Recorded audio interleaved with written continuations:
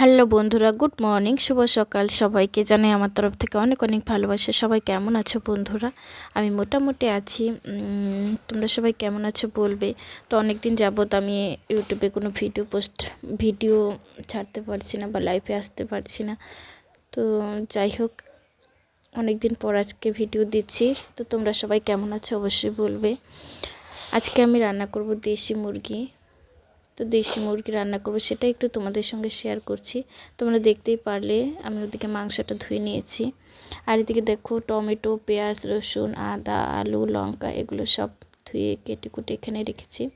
তো আমি কিছু মশলা পেস্ট করে নেব, যেরকম পেঁয়াজ, রসুন, আদা আর টমেটো, কয়েকটা কাঁচা লঙ্কা আর জিরে গুঁড়ো, এগুলো সব একসঙ্গে দিয়ে আমি পেস্ট করে নেব। দেখো বন্ধুরা, আমি মশলাটা পেস্ট করে নিয়েছি। এবার আমি মাংসটাকে কিন্তু হাতে কষাবো, হাতে কষিয়ে রান্না করব। সে কারণে আমি যে মশলাটা পেস্ট করে রেখেছি, পেঁয়াজ, রসুন, আদা, কাঁচা লঙ্কা, জিরে গুঁড়ো, টমেটো, এগুলো সব আমি পেস্ট দিয়ে দিলাম। পেঁয়াজ দিয়ে দিয়েছি, রসুন দিয়ে দিয়েছি। এবার লবণ দেব, হলুদ দেব,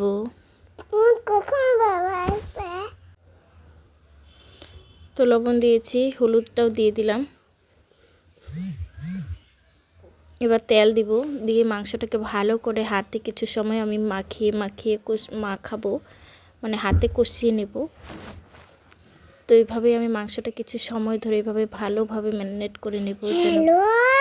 এইভাবে মাংসটা আমি হাতে কষাতে থাকবো কিছু সময় ধরে, এইভাবে কষিয়ে কিছু সময় এইভাবে হাতে কষিয়ে তারপর কিন্তু মাংসটা আমি কিছু সময় ঢেকে রাখবো। যতক্ষণ পর্যন্ত আমি আলুগুলো ভাজছি ততক্ষণ পর্যন্ত কিন্তু আমি মাংসটা কষিয়ে এইভাবে হাতে মাখিয়ে কিছু সময় ধরে রাখবো। তোমাদের কাছে যদি বেশি সময় থাকে অবশ্যই তোমরা বেশি সময় রাখবে। তো আমি অল্প কয়েক মিনিট রেখেছিলাম এভাবে ঢেকে রেখে আমি সেদিকে কড়াই বসিয়ে কড়াইয়ে তেল দিয়ে আলুগুলো আমি ভেজে নেব। ততক্ষণে মাংসটা কিছু সময় কিন্তু আমি ঢেকে রাখবো। দেখতে পারছো বন্ধুরা, আমি ভালোভাবে কিন্তু মাংসটা মশলার সঙ্গে মাখিয়ে নিচ্ছি। দেখতে পাচ্ছ কিছু সময় ধরে কিন্তু আমি এভাবে মাংসটাকে মাখিয়ে নিয়েছি। এবার মাংসটা আমি কিছু সময় ঢেকে রেখে দেবো। দেখতে পারছো বন্ধুরা, আমার কিন্তু মাংসটা ভালোভাবে মাখিয়ে নিয়েছি, এবার ঢেকেও রেখে দিয়েছি। এদিকে দেখো কড়াই বসিয়ে দিয়েছি, কড়াইয়ের মধ্যে তেল দিয়ে দিয়েছি। তেলটা যতক্ষণ না গরম হচ্ছে ততক্ষণ আমি একটু গরম করে নিব। তেলের মধ্যে হালকা একটু লবণ দিয়ে দিব, যাতে করে কড়াইয়ের মধ্যে আলুটা বা মাংস যেন কোনোভাবে লেগে না যায়। সে কারণে কিন্তু কড়াইয়ের মধ্যে তেল দিয়ে প্রথমত একটু লবণ দিয়ে দিলাম। তো তেলটা হিট হয়ে গেলে আমি কিন্তু আলুগুলো দিয়ে দিয়েছি। এবার আলুগুলোর উপরে অল্প একটু লবণ আর একটু হলুদ ছড়িয়ে আমি আলুগুলো হালকা লাল লাল করে ভেজে নেব। দেখতে পাচ্ছ বন্ধুরা, আমি লবণ দিয়ে দিয়েছি। এদিকে দেখো হলুদটাও দিয়ে দিলাম।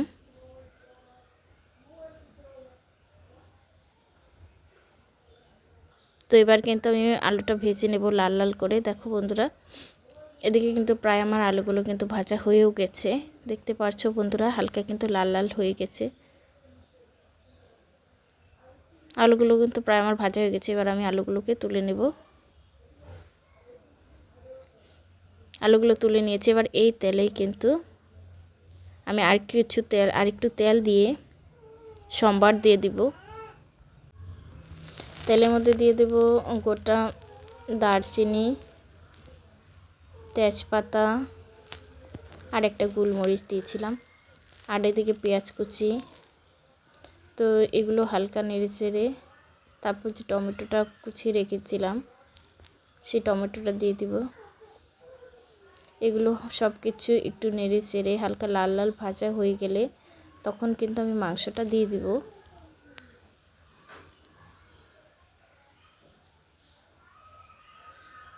দেখতে পাচ্ছ বন্ধুরা, আমার কিন্তু এগুলো লাল লাল করে ভাজা হয়ে গেছে। এখন কিন্তু আমি মাংসটা দিয়ে দিয়েছি।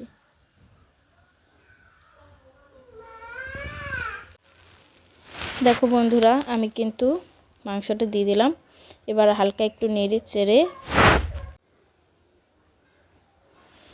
মাংসটা এইভাবে হালকা একটু নেড়ে চেড়ে তারপর আমি যে মাংসটা ম্যারিনেট করে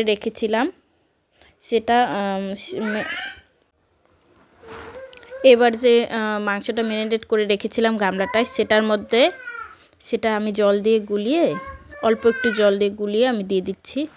এবার আমি জলটা দিয়ে আবারও একটু নেড়ে চেড়ে আমি ঢেকে মাংসগুলোকে সিদ্ধ করে নেব। দেখতে পাচ্ছ বন্ধুরা, নাড়াচাড়া দিয়ে নিচ্ছি, দিয়ে কাঁচা লঙ্কা চিরা দিয়ে দিলাম, দিয়ে ঢেকে কিন্তু আমি মাংসটা সিদ্ধ করে নেব। এরকম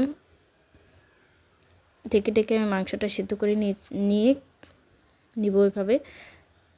তো দেখো আমি কিন্তু মাংসটাকে এবার ভালোভাবে কষাবো। দেখতে পাচ্ছ বন্ধুরা, আমি যে জলটা দিয়েছিলাম সেই জলটা কিন্তু এঁটে গেছে, অনেকটা এঁটে গেছে, তাই না? দেখো এবার আমি মাংসটাকে কিন্তু ভালোভাবে এভাবে কিছু সময় ধরে সুন্দরভাবে কষাতে থাকবো।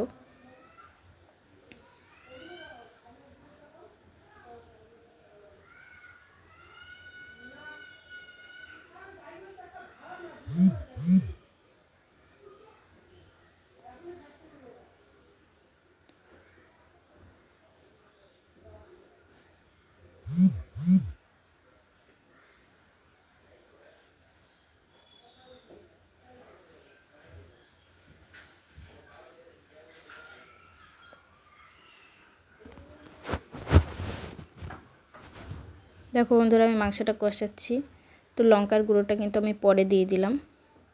লঙ্কার গুঁড়ো দিয়ে আবার কিছু সময় কিন্তু আমি কষিয়ে নিলাম। আর এদিকে দেখো আমি জল গরম করে রেখেছিলাম। মাংসের জল সবসময় ফুটিয়ে নিতে হয়, তো মাংসের জলটা আমি আগেই গরম করে ফুটিয়ে নিয়েছিলাম, তারপর জল দিয়ে দিয়েছিলাম। তো কিছু সময় ফুটে এসেছে মাংসটা, ঝোলটা, তারপর কিন্তু আমি আলুগুলো দিয়ে নিলাম। আলুগুলো দিয়ে আবারও কিছু সময় কিন্তু আমি ফুটাতে থাকবো, কিছু সময় ফুটাবো, যতক্ষণ না জলটা এঁটে আসছে ততক্ষণ পর্যন্ত কিন্তু আমি ভালো করে ফুটিয়ে আমি জলটাকে আটিয়ে নেব। দেখো বন্ধুরা মাংসের ঝোলটা কিন্তু আগে থেকে অনেকটাই এঁটে গেছে, তাই না? অনেকটা কিন্তু আগে যতটা ছিল ততটা থেকে কিন্তু পরিমাণে অনেকটা এঁটে গেছে। এখন আমি ধনিয়া পাতা দিয়ে দিলাম। এবার দেখো বন্ধুরা ঝোলটা কিন্তু এখন এঁটে যাওয়ার পর আমি ধনিয়া পাতা আর গরম মশলার গুঁড়োটা দিয়ে দিলাম। তো ধনিয়া পাতা আর গরম মশলার গুঁড়োটা দিয়ে আমি কিছু সময় হালকা ফুটিয়ে নেব, কিছু সময় অল্প একটু ফুটিয়ে কিন্তু আমি মাংসটা নামিয়ে নেব। দেখো ভালোভাবে আমি ধনিয়া পাতা আর লঙ্কার গুঁড়ো, ধনিয়া পাতা আর গরম মশলার গুঁড়োটা, আমি ভুলে লঙ্কার গুঁড়ো বলে নিচ্ছিলাম, গরম মশলার গুঁড়োটা দিয়ে আমি কিন্তু কিছু সময় ফুটিয়ে মাংসটা নামিয়ে নিয়েছি। বন্ধুরা দেখো আমার দেশি মুরগির ঝোল একদম রেডি। আমার